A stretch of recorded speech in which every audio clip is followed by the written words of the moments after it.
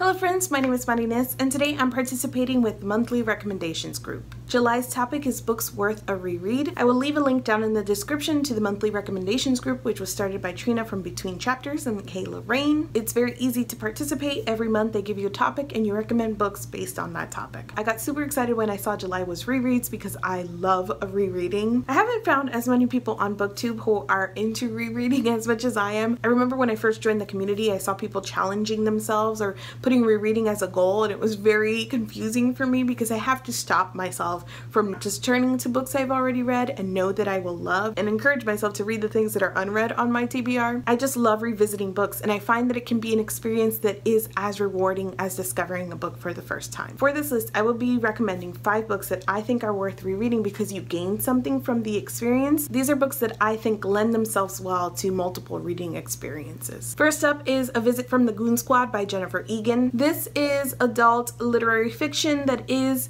almost a collection of short stories, but not quite, because each of the stories are very interconnected. I would more say that it's a novel told in vignettes. At first we follow an aging musician and producer and a woman that he employs. The stories then build off of each other from different connections from one character, their past or present, and then on to the next. This I thought was very beautifully written, even though it isn't very plot heavy. They are poignant character sketches of some very messy and flawed characters. I love that these were all stories about connections between people and the way that time, music, and loss and regret and growth connect them through the stories. I think that this is an amazing book to reread because it is layered. On my first read, I got about halfway through the book and I decided just to go back to the beginning and reread it again, and I just remembered, even in that close proximity, even just reading so closely together, that I got so much more going back through it because I had pieces of the story and layers of the story already. It's a story that begs to be examined and almost digested, and I think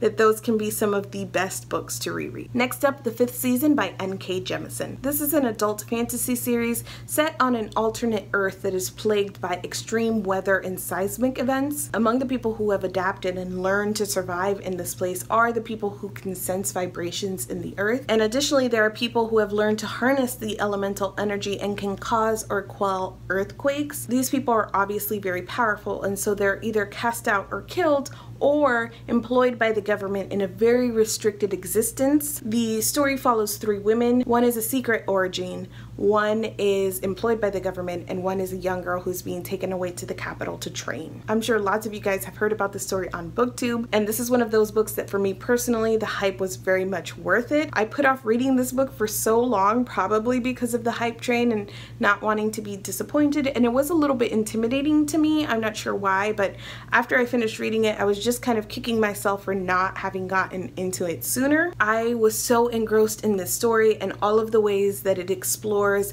power dynamics and slavery and relationships and motherhood, and the lengths that people will go to for any semblance of safety. I'm not a person that generally cares about spoilers, but there's so much about this book that I wouldn't tell you, and I won't tell you because I think it really detracts from your reading experience, but a lot of that is what makes this book so rereadable. It is one of those books that when you turn the last page, your instinct will be to go back to the first page and reread it with all of the knowledge that you now have. And in addition to that, I think this is just such a well thought out world. There's some great world building here, and that is the kind of thing that I always think is worth a revisit as well. Next up is The Shadow of the Wind by Carlos Ruiz Zafon, translated by Lucia Graves. The story follows the son of an antique book dealer. His father takes him to the cemetery of forgotten books and allows him to save one book. Daniel ends up picking a book called The Shadow of the Wind, and his love of this book grows so much that he becomes invested in seeking the other works by this author. What he discovers is that there is somebody out there working to destroy all of this author's works. This is a story that rambles a little bit at you. It's a story that spirals, and it has that very heavy atmosphere, and so it seems like the plot is just kind of ambling along. It is part mystery and part coming of age story, and I think on first read you are so involved involved in the mystery and kind of figuring out where it will go, that it is only probably on second read that you can truly enjoy the elements that are character focus and coming of age and atmosphere and setting. This is the kind of book that can probably seem convoluted on first read, but once you come back into it, where plot is not your main focus anymore, but you're here for Daniel and for Fermin and for Barcelona, it kind of settles around you, and I feel like you can just kind of enjoy the atmosphere and the setting and the characters all the more. Next up is The Lord of the Rings, the classic fantasy by J.R.R. Tolkien. I don't have copies of these books. I really want them for my shelves, but I have never landed on a copy that I enjoy. Well, yes, there's the Folio Society ones that I really want, but haven't been able to justify to myself or save enough money for without like spending it on other stuff.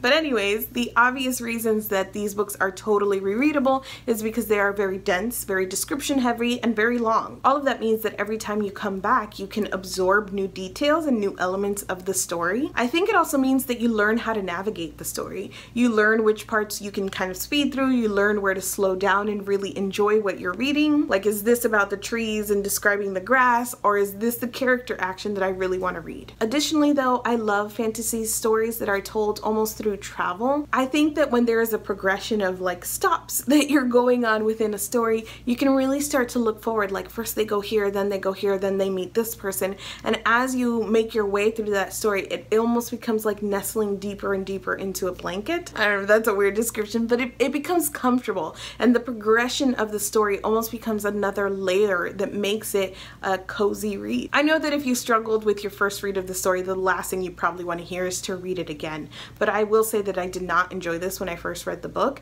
but because I am who I am, I decided to give it another try. I don't know what happened the second time that I read it, but it clicked for me, and I ended reading it a second time and going back to the beginning and reading it a third time. The final book is The Night Circus by Erin Morgenstern. I also do not have a copy of this book. I had one, but I gifted it. I gave it to somebody else. This is an adult fantasy story about two rival magicians that are raised to compete against each other in a show of power. They create the circus that then becomes their field, basically, as they learn the rules to the game and what's really at stake. Again, here's a book that I enjoyed okay on first read and plain fell in love with on second read. It's another atmosphere and setting heavy story whose apparent faults are in character and in plot. I was personally left a little bit unsatisfied by the ending after my first read, and I felt like the entire time I was kept at arm's length from the characters. Going in for the second time, it really allowed me to focus on what's important here, and that is the setting. There are so many ways that the circus itself does character work,